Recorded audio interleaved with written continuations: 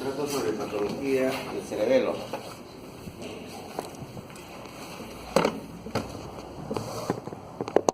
Desórdenes cerebelosos.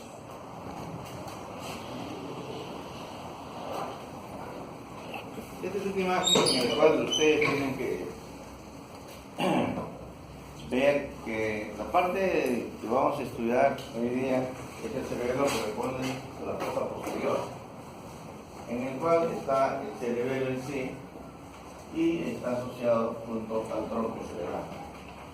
Ambos componentes anatómicos son componentes que llenan prácticamente la fosa posterior. En la parte superior es lo que nosotros llamamos los hemisferios cerebrales. Esta zona es importante porque el cerebelo es el tema que vamos a ver, pero además de eso está junto a ellos el tronco cerebral. Como ustedes saben, en el tronco cerebral se encuentran una serie de núcleos y una serie de nacimientos de los pares craneales. Entre ellos, el vago, que es el que determina la vida, prácticamente, porque tiene el control del latido cardíaco.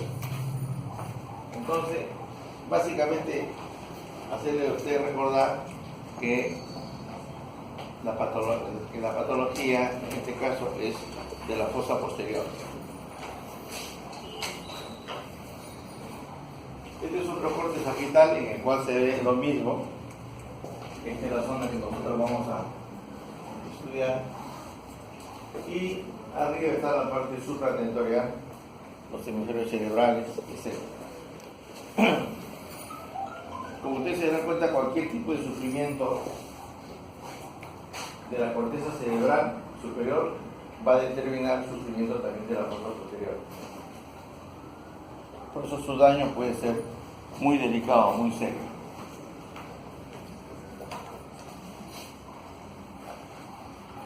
Entonces, yendo al cerebelo, como ustedes saben, el cerebelo es un órgano que maneja básicamente el equilibrio y la coordinación en el ser humano.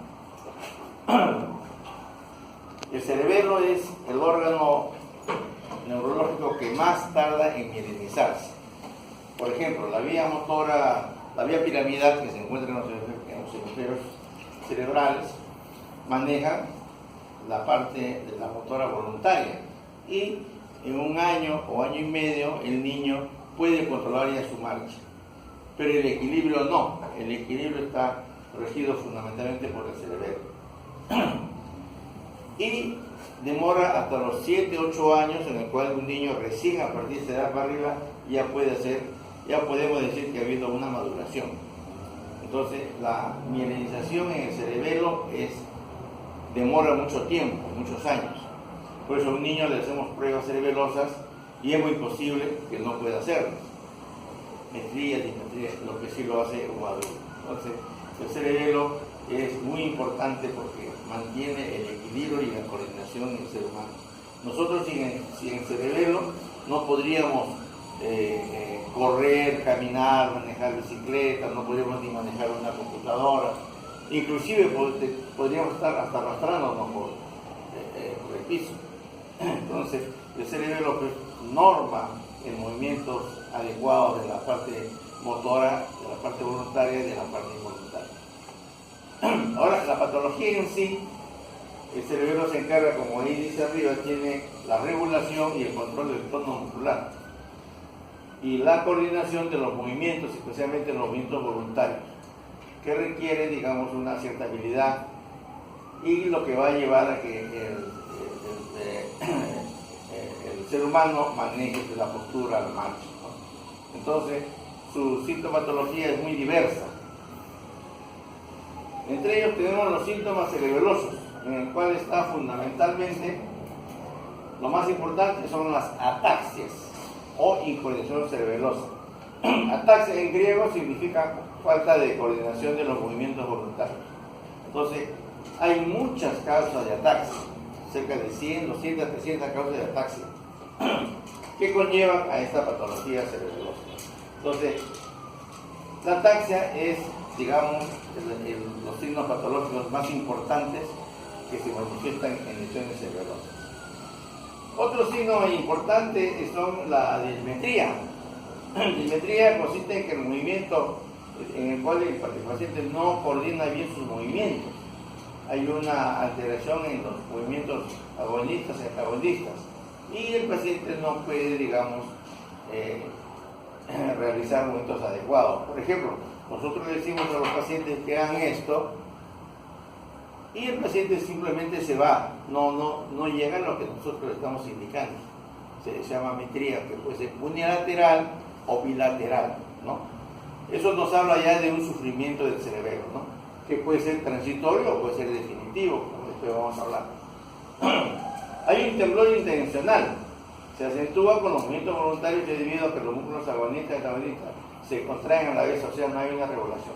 Pero es un temblor intencional que es diferente a un temblor, digamos, de relación a un Parkinson, en el cual hay movimientos, es parte del temblor, es un temblor, digamos, asociado a otras patologías, a trastorno tono muscular, a trastorno de la marcha o la kinesia, ¿ya? Entonces, este temblor es diferente.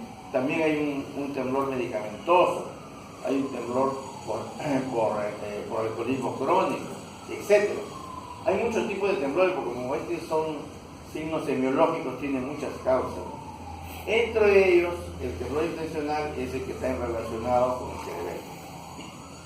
Luego viene la disadialococinesias, dificultad para movimientos alternantes y repetitivos. Antes pues había unos focos redonditos, no sé si ahora, en el cual uno le pedía que haga estas cosas al paciente y el paciente simplemente lo distorsionaba. Eso es lo que llamamos disadialococinesias. O si no, que haga este tipo de movimientos y no, rápidamente entra en confusión.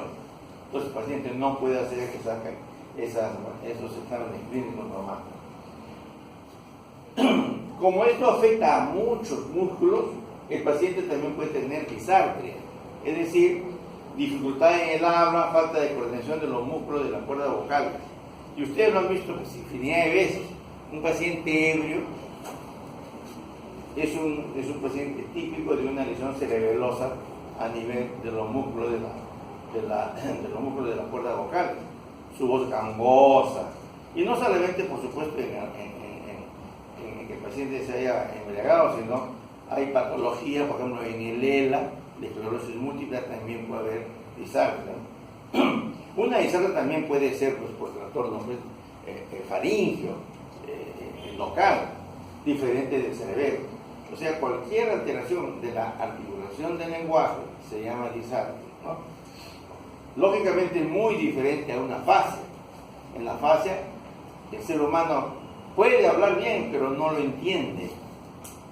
Entonces, como si uno le hablara en chino, escucha el chino, pues no lo puede pues, articular adecuadamente. Son términos semiológicos que ustedes tienen que ir, digamos, escarbando, ¿no? En este caso, la disartria es característico por un daño cerebeloso. También hay otro síntoma cerebeloso tipo hipotonía. Hay una alteración en la regulación del tono muscular. Hay una hipotonía que se ve en los pares craneales, se ve también en las extremidades, etc., ¿no? Hay una descomposición de los movimientos, cuando el paciente, cuando los movimientos implican varias articulaciones del miembro. Primero se mueve una articulación y luego la otra. O sea, lo que semeja a una rueda dentada. Pero en la rueda dentada, ustedes saben, el problema es el tono muscular. Hay una hipertonía. Aquí hay una hipotonía, ¿no? Entonces, en realidad son muchos cuadros semiológicos que vienen a explicar el daño del cerebelo. Pero el más importante es fundamentalmente la ataxia. La ataxia y la coordinación cerebral. Tanto así que hablar de ataxia es algo sinónimo de hablar de lesión del cerebelo.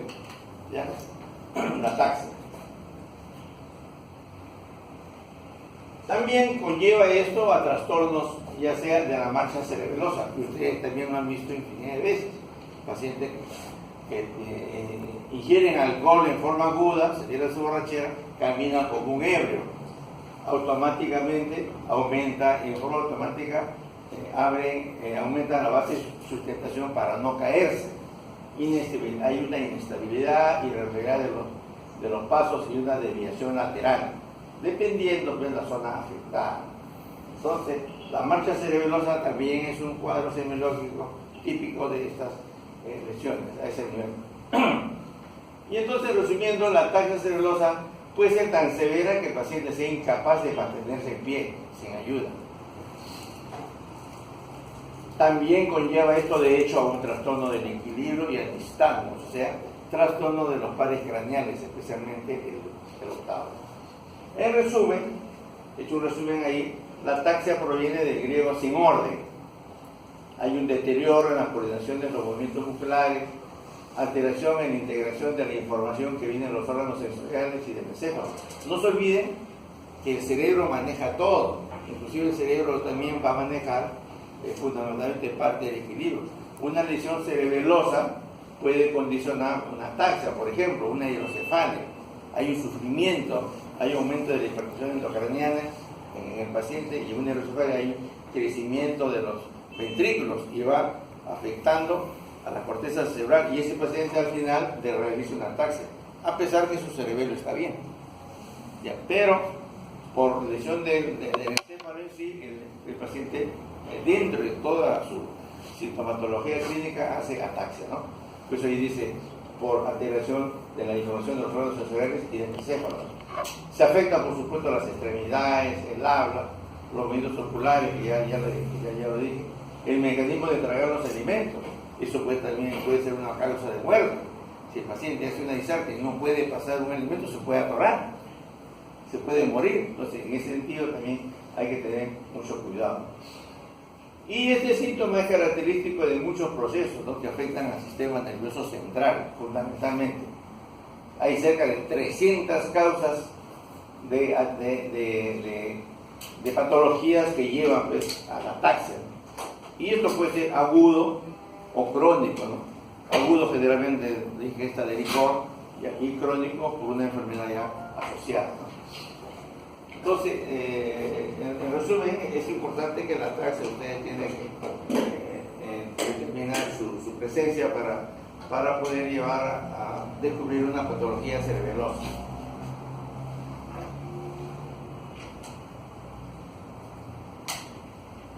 Bueno, después que hemos hecho una pequeña revisión sobre la parte semiológica, vamos a ver algunas ataxias raras, pero ustedes es importante que las conozcan porque las tienen que ver en algún momento de su vida profesional.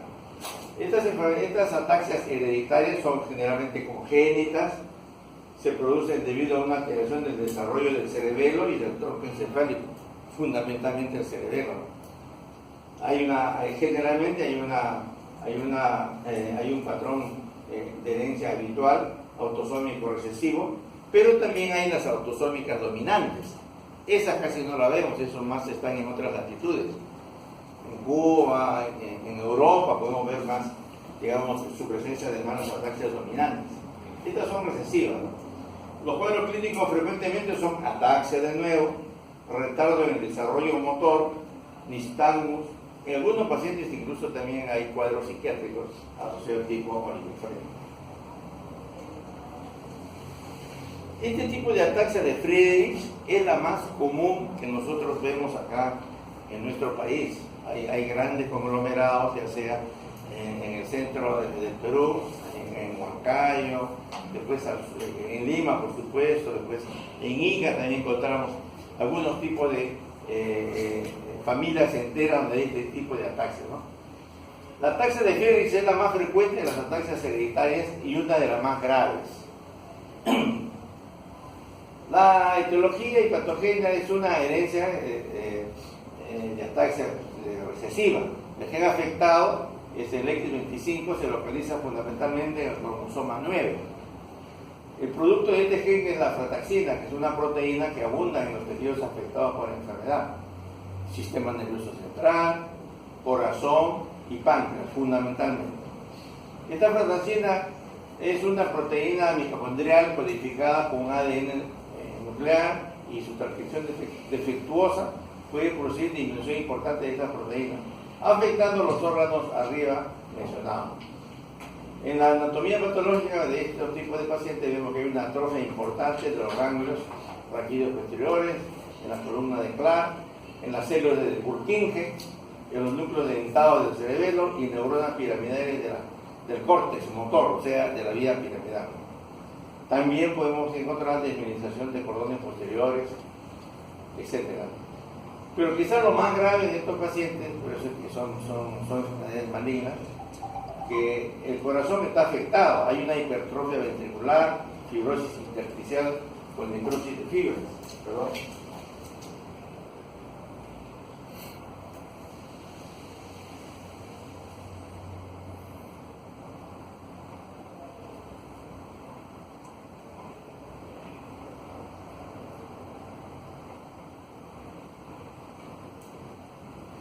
El cuadro clínico de estos pacientes es de un inicio insidioso. Hasta los 10 o 14 años eran niños normales. Eran normales los niños. Pero a partir de esa época empieza el niño a tener problemas fundamentalmente neurológicos. Hay ataxia cerebelosa, hay disartria, también llamado voz escandida, hay debilidad piramidal mayor en piernas. O sea, el niño empieza a tener paraparesia, paraplegia. Hay un valvito. Pero ¿cuál es, digamos, lo interesante en estos casos? Es que su cerebro se mantiene indemne, su inteligencia está conservada. Es como en el ELA, en esclerosis lateral amiotrófica, donde el paciente tiene un deterioro de primera y segunda neurona, pero su cerebro se mantiene, digamos, lúcido, orientado.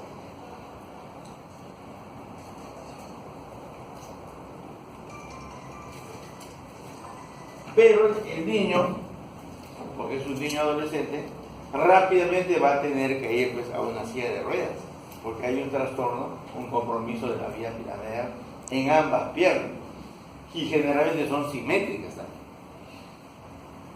Semiología esquelética, hay una citoescoliosis y pie cabo.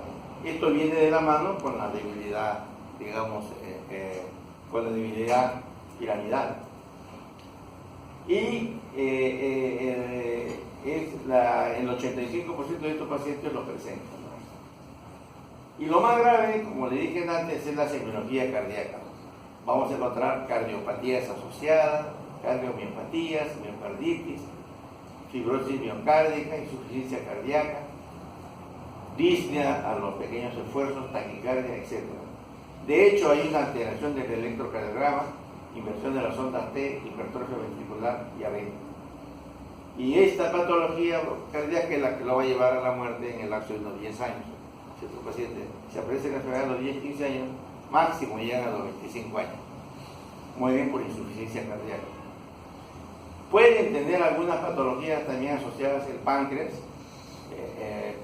El páncreas, y eso conlleva una diabetes mellitus, ¿no? En el cual el paciente se controla de forma adecuada con antidiabéticos orales y posiblemente con insulina.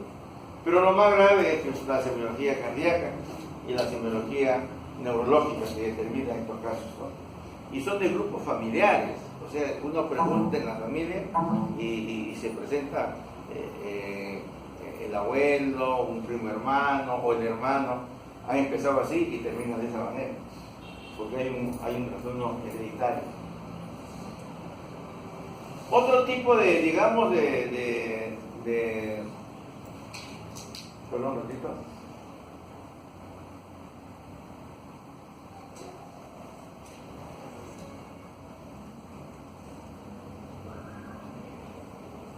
Ya, el curso es progresivo, es un que conlleva clásicamente a que el paciente vaya, pues, a una silla de ruedas, como antes lo dije, y tiene una duración de 10 a 15 años.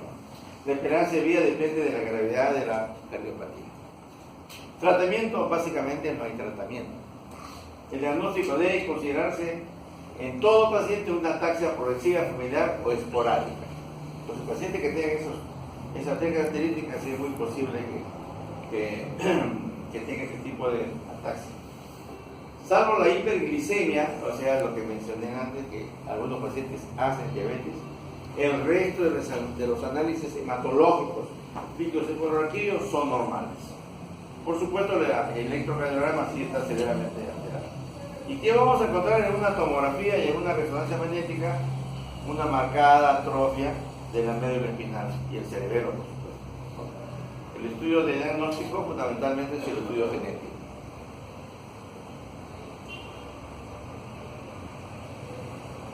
El otro tipo de ataxia que también ustedes van a ver con cierta frecuencia es la ataxia telangiectásica.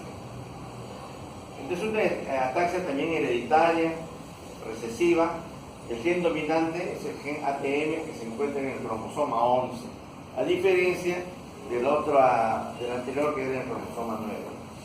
La anatomía patológica, vamos a encontrar una atrofia severa del cerebelo, con pérdida de células de Purkinje, granulares y atrofia de los núcleos dentados. En este caso, por ejemplo, la médula espinal está presente, está preservada. El hecho que lo distingue de la ataxia anterior. Pero, ¿qué es lo que vamos a agregar acá? El timo. El timo es hipoplásico. Como ustedes saben, el timo es un órgano muy importante para el sistema inmunológico. En estos pacientes sufren de eso, deficiencia del sistema inmunológico. La semiología hasta cierto punto es similar, pero se inicia más temprano. Se inicia a los 6, 8 años, ¿no? O sea, con ataxia, hipotonía, pérdida de reflejos. Acá inclusive se puede asociar enfermedades extrapiramidales, tipo coriaticosis. También polineuropatías que no se encuentran en el otro tipo de ataxia. Hay signos de progeria, acá en la inversa. Hay progeria, ustedes saben que es vejez prematura en los niños. Es un niño que tiene 8 o 10 años, pero parece pues, de 60 años, de 70 años. Y por supuesto, aquí sí hay un deterioro cognitivo importante.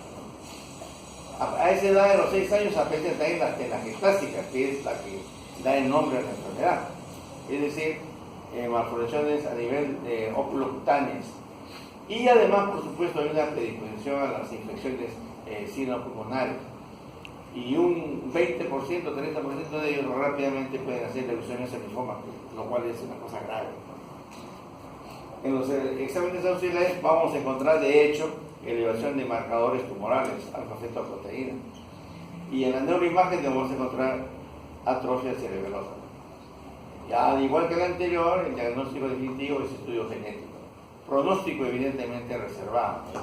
Debido a las múltiples complicaciones infecciosas y a la aparición temprana del cáncer. Esta es la otra ataxia recesiva que es relativamente común en verlo acá en nuestro país. Pero de hecho son raras. Muy bien.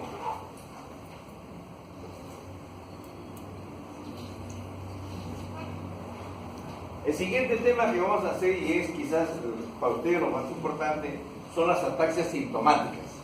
Es decir, diversas enfermedades que pueden afectar al cerebro y al cerebelo y que conllevan a un cuadro cerebeloso en el cual muchos de ellos va a haber pues, ataxia.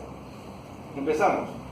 Los traumatismos al cerebelo, lo cual es relativamente raro. Ustedes saben que los traumatismos más son generalmente a nivel supratentorial, ¿ya?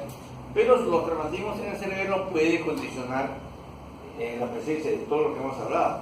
Pero aparte de eso, como está al lado del tronco cerebral, los traumatismos cerebelosos pueden producir, o producen, mejor dicho, rápidamente coma. Porque al lado del cerebelo, la presencia del tronco cerebral son pacientes que debutan con trastorno de la conciencia, a diferencia cuando el golpe es a nivel supratentorial, ¿no?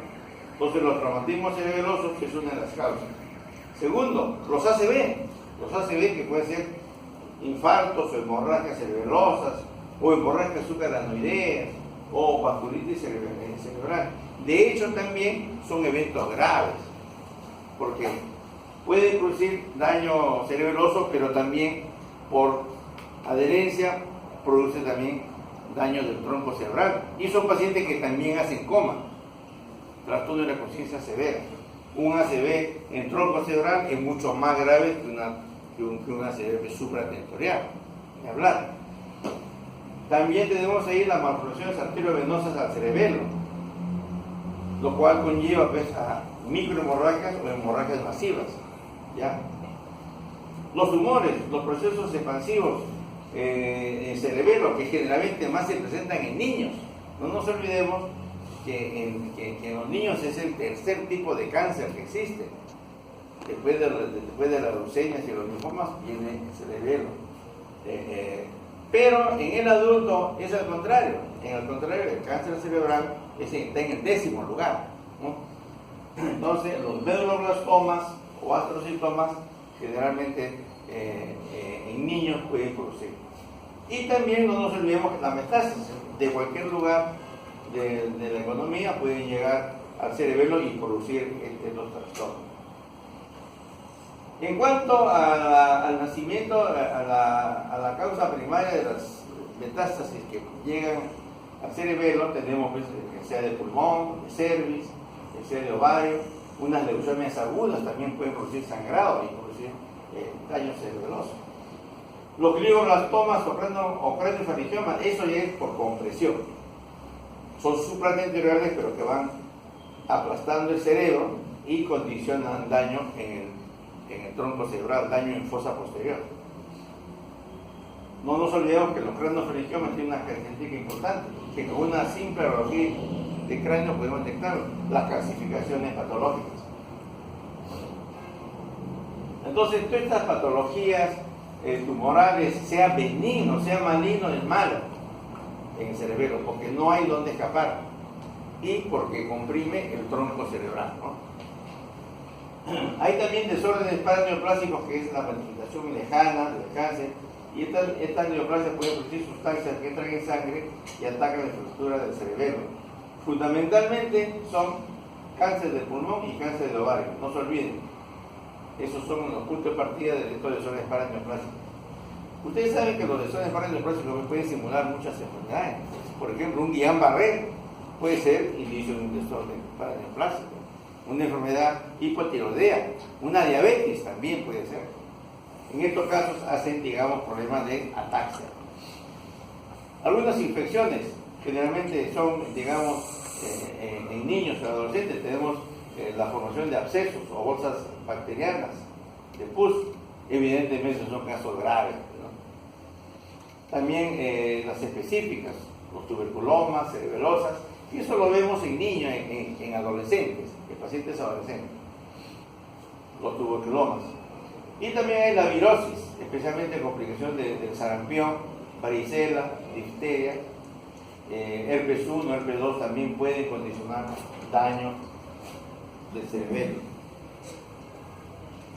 En cuanto a los virus, también el HIV ahora, pues, prácticamente hace años atrás, desde que apareció esta enfermedad, a unos 20, 30 años, llegaban y algunos de ellos atacaban pues, al cerebelo y podían condicionar estas patologías.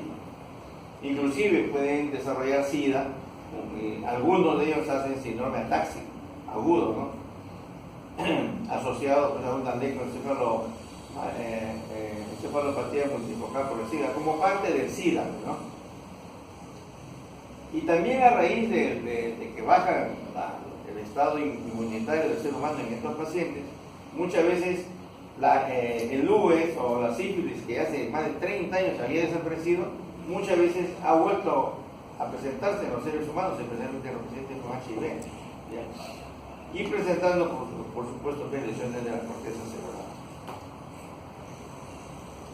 Algunas veces se presentan también infecciones como estreptococo, fiebre reumática, corea de Seidemann como criterio mayor que afecta a los niños de fiebre reumática, hepatitis, labirintititis, etc.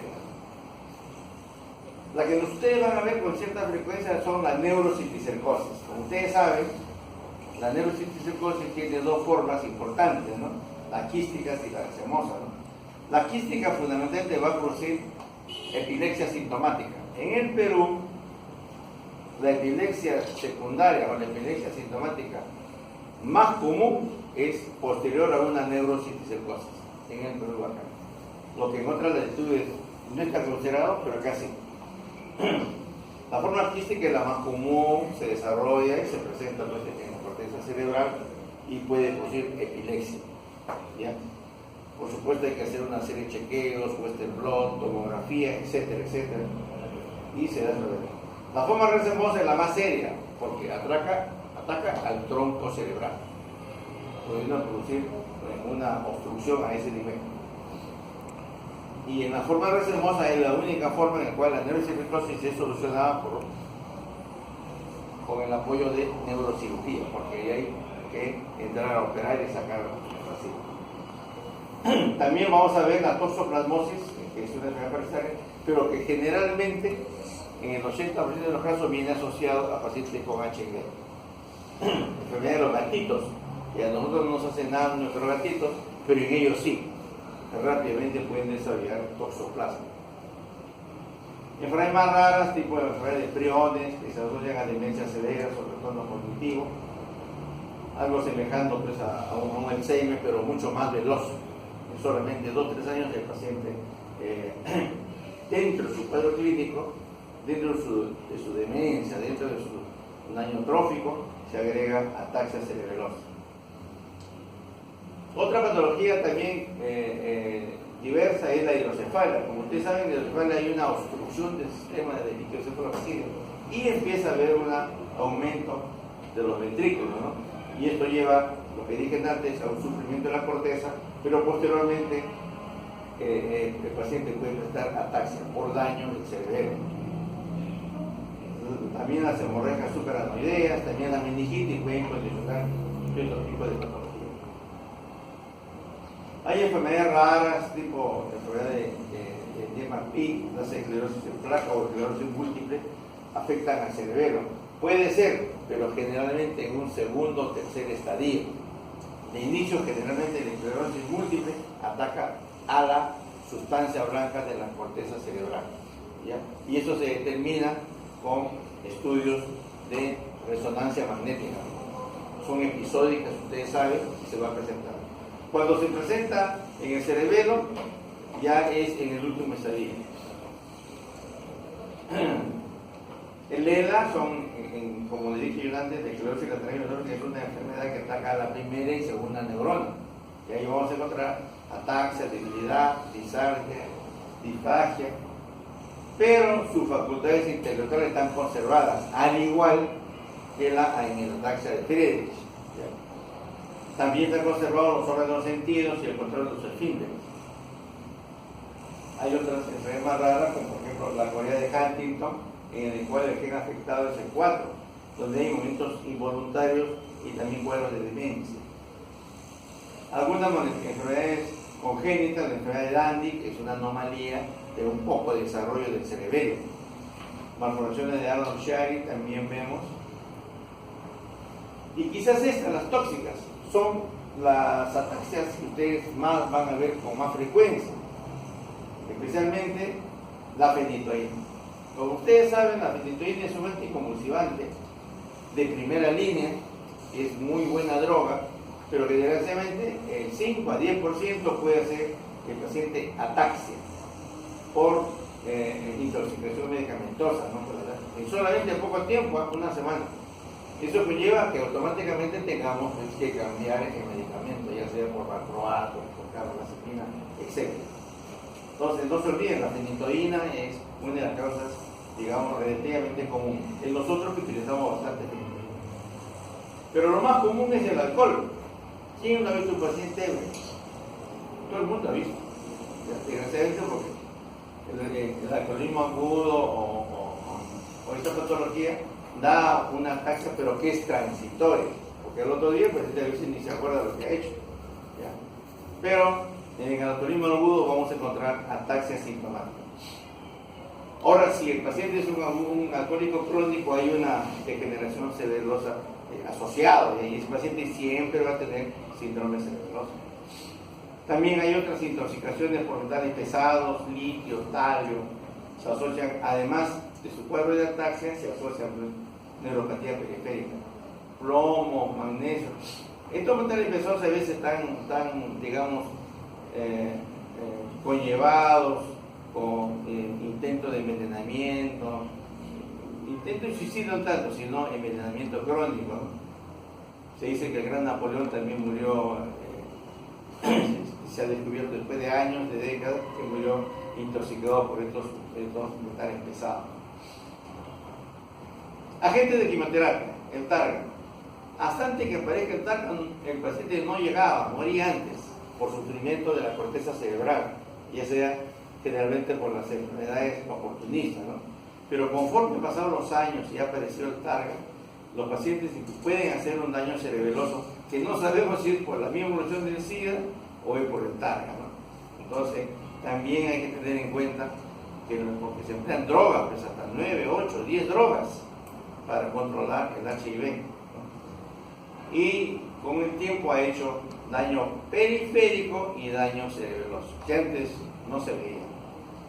Algunos psicotropos, enfermedades renales, deficiencia de vitaminas, el hipotiroidismo, el mixedema, la hiponatremia también son enfermedades endocrinológicas que pueden producir ataques. La apariencia cerebral infantil, el PCI, el código de G80, en realidad es un trastorno de niños prenatales, perinatales, postnatales. Es decir, el niño está, digamos, dañado su cerebro, por eso se llama apariencia cerebral infantil, pero que no es progresivo, y eso da hincapié a que la rehabilitación haga bastante. Esa es la gran característica de estos niños. Tienen un límite de manutención hasta los 5 primeros años, después ya no progresa la enfermedad, pero son niños postrados, son niños que tienen muchas veces retardo mental, trastorno motor, etc., ¿no? Y ahí están las diversas causas prenatales, cuando hay hipoxia, rubiola, exposición a rayos, o diabetes mellitus de la madre, ¿no? Perinatal, dependiente de placenta por captura, anomia, traumas, y postnatal, infecciones agregadas, especialmente meningitis. Ahí vamos a encontrar en los cuadros clínicos de estos niños con parálisis cerebral, espasticidad, atetosis y ataxia. Y por último, cuando el paciente tiene un daño grave, tiene un paro cardíaco grave, se recupera, pero puede quedar el paciente con daño cerebeloso, de inducción crónica, lupus, etc. Estas son algunas imágenes en las cuales vemos el HIV que se está desarrollando, pudiendo dañar al cerebelo y condicionar su sufrimiento, ¿no? Un proceso expansivo, un glioblastoma, miren cómo a nivel supratemporal se presenta, pero que puede ir aplastando poco a poco, a manera distal, al tronco, ¿no? Ahí se ve el glioblastoma. Una hemorragia del cerebelo, no sabemos si es una hemorragia per se o es una malformación arteriosa, no sabemos, las cosas que son casos de patología. Otra hemorragia del cerebelo, en el cerebelo derecho, evidentemente son graves los casos. Este es un hidrocefalia, miren cómo se va dilatando el sistema cerebral lentamente. Y estos pacientes tienen trastornos de corteza cerebral, pero conlleva también a que desarrolle ataxia. Otra hemorragia, este es HIV, un gran infarto cerebral, que también puede condicionar daño. Algunas manifestaciones, algunos lugares de nacimiento de algunos tumores en la corteza cerebral, tumor cerebral, hemorragias, un gran infarto en el cerebelo, se ve en el niño, hemorragia, meduloblastoma, un cáncer primario de médula espinal, se ve ahí, HIV en evolución, 3 meses, 7 meses, un criptococo, o sea, una enfermedad oportunista que invade al cerebro, criptococo, meduloblastoma que a la larga lleva a una hidrocefalia y que a la larga, por supuesto, dentro de todas las ramificaciones clínicas hay ataxia cerebelosa. Muy bien. ¿Puedo pasar una lista, por favor?